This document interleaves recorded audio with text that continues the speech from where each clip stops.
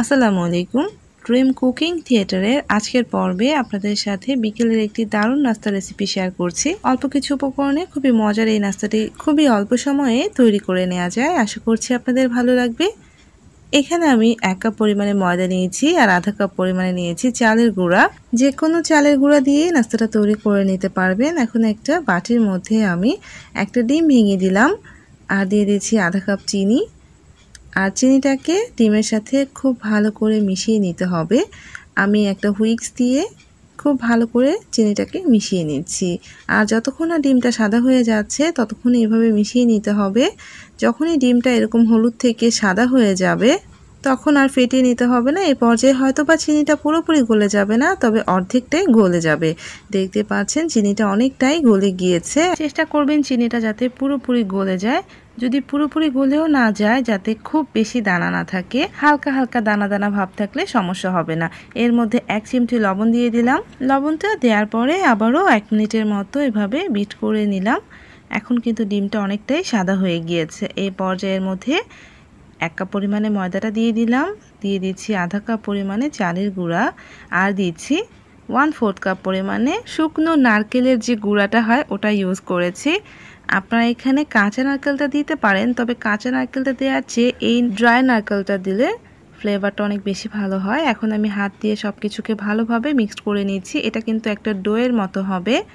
আর এ পর্যায়ে এখানে কিচ্ছু দেয়া যাবে না, খুব ভালো করে হাত দিয়ে মথে নিচ্ছি। আর এটা কিন্তু একদম ডো হয়ে যাবে, অর্থাৎ একটা টাইট ডো হয়ে যাবে। দেখতেই পাচ্ছেন।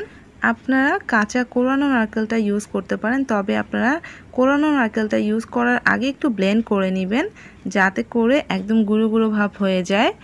আমি খুব ভালো করে মিক্সড করে নিয়েছি। আর দেখেন এটা একটা শক্ত ডো হয়ে গিয়েছে, তবে একটু আঠালো ভাব থাকবে। এর জন্য আমি 10 মিনিটের মতো এভাবে ঢেকে রেখে দিব, এতে করে এর আঠালো ভাবটা একদমই চলে যাবে।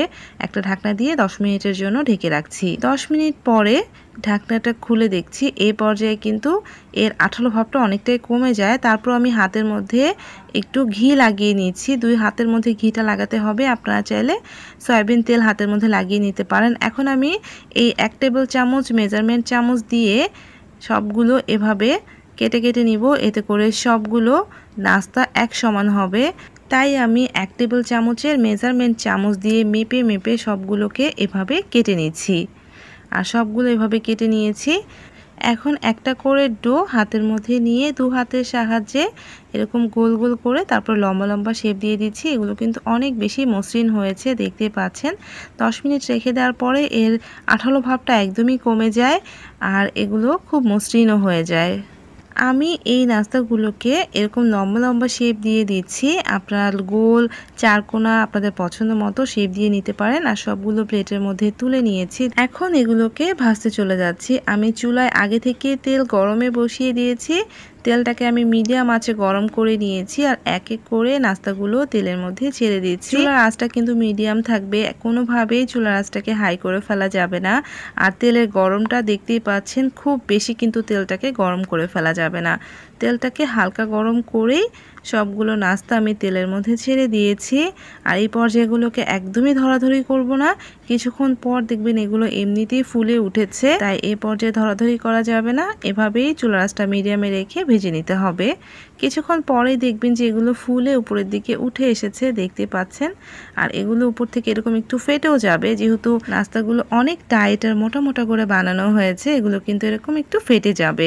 এখন আলতো করে উল্টে পাল্টে দিচ্ছি আর খুব সুন্দর একটা কালার হওয়া পর্যন্ত ভেজে নিতে হবে। কিছুক্ষণ পরপরই উল্টে পাল্টে দিতে হবে। এগুলোকে মিডিয়াম আঁচে একটু সময় নিয়ে ভেজে নেবেন, এতে করে এর ক্রিস্পিনেসটা অনেক বেশি হবে আর ভিতরটাও খুব ভালোভাবে সিদ্ধ হবে। আর এর কালারটা অবশ্যই এরকম লালচে হতে হবে। এরকম লালচে কালার হওয়া পর্যন্তই উল্টে পাল্টে ভেজে নিতে হবে। আর চতুর্দিকে যাতে এরকম সুন্দর একটা কালার আসে সেভাবেই উল্টে পাল্টে ভেজে নিয়েছি। যখনই এমন সুন্দর একটি কালার চলে আসবে তখনই তেল থেকে তুলে নিতে হবে। আর এগুলোকে কিন্তু এইভাবেই ভেজে নিতে হবে, ঠিক এরকম কালার হওয়া পর্যন্তই ভেজে নিতে হবে, যাতে পিঠাটার ভিতর পর্যন্ত সিদ্ধ হতে পারে। খুব ভালোভাবে সবগুলো ভেজে নিয়েছি। আর দেখেন কালারটা কতটা সুন্দর হয়েছে। এই নাস্তাগুলো খেতে এত মজা যে একবার খেলে বারবারই খেতে ইচ্ছে করে। আর এর মধ্যে যেহেতু আমি নারকেল ইউজ করেছি, এর ফ্লেভারটা কিন্তু অসাধারণ হয়ে থাকে। আর ভিতরটা দেখেন কতটা সুন্দর হয়েছে। এর বাহিরটা একটু শক্ত হয় আর ভিতরটা হয় তুলতুলে নরম। এর ফ্লেভার থেকে শুরু করে সব কিছুই অসাধারণ। আর আপনারা এগুলো তৈরি করে 7 দিন এয়ারটাইট কন্টেনারে রেখে সংরক্ষণ করতে পারবেন। আশা করব আমার এই সহজ নাস্তা রেসিপিটা আপনাদের ভালো লাগবে। ভালো লাগলে অবশ্যই কমেন্ট করে জানাবেন। আর যদি ভালো না লাগে তাহলেও কিন্তু কমেন্ট করে জানাবেন। আর যাদের ভালো লেগেছে প্লিজ রেসিপিটাতে লাইক দিয়ে চ্যানেলটাকে সাবস্ক্রাইব করে আমার সাথেই থাকবেন। সবাই ভালো থাকবেন। আল্লাহ হাফিজ।